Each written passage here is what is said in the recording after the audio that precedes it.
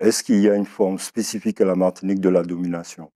Et donc, je me réfère au maître, notamment pour les sociologues Max Weber, qui dit qu'il n'y a pas de domination sans soumission. C'est-à-dire que la domination est un double processus du pouvoir de donner les ordres, mais aussi de ce devoir d'obéissance.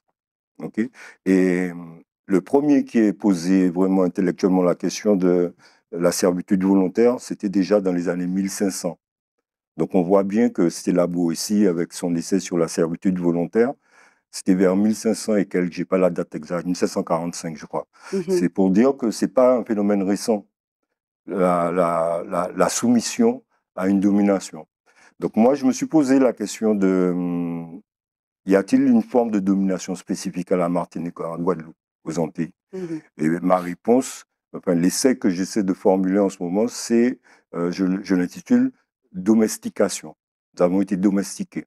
Alors c'est un terme qui peut paraître dur, qui peut paraître imagé ou etc. C'est un terme qui est très, très précis, qui est très documenté et qui renvoie parfaitement euh, aux idéaux qu'on nous a insufflés, à, à l'école qui nous a formatés, enfin à tout l'enveloppement qu'on a subi et qui fait de nous aujourd'hui un peuple qui majoritairement est dans la soumission.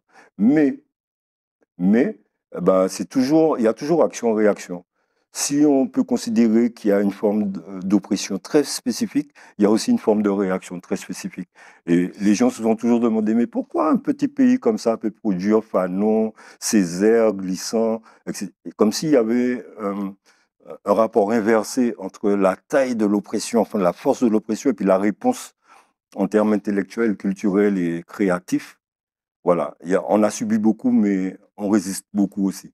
Alors, avant de laisser la parole aux autres invités, quand vous parlez de soumission, c'est important que nos itata et que moi-même également, que nous comprenions, vous parlez de soumission à qui? Le peuple martiniquais, guadeloupéen, les Antilles en général, vous dites nous sommes soumis, nous sommes dominés. Par qui? Bon, Encore aujourd'hui? oui, moi, historiquement, enfin, je demande à ceux qui contestent ce type de propos de me montrer un point qu'on appellerait solution de continuité, c'est-à-dire un point où l'histoire s'arrête et recommence à autre chose. Moi, je n'ai pas trouvé. D'accord? Donc, je suis remonté tout le long de ce fleuve de sang et de sueur et d'oppression. Je suis arrivé en 1626 Mhm. avec un contrat signé sur la table du Premier ministre de l'époque qui s'appelait Richelieu, entre des colons et on dirait aujourd'hui, des investisseurs. Donc j'ai défini cela après bien d'autres, hein, des maîtres de la décolonialité qui disent un pacte colonial. Oui, C'est pas une formule, c'est quelque chose de concret. Donc le père du théâtre notamment, il donne tout le texte de ce pacte. On peut travailler dessus. Les termes sont posés, les différentes parties prenantes, d'accord? Donc ce pacte colonial, il perdure. Il n'y a pas de point de cessation ou de renversement, etc.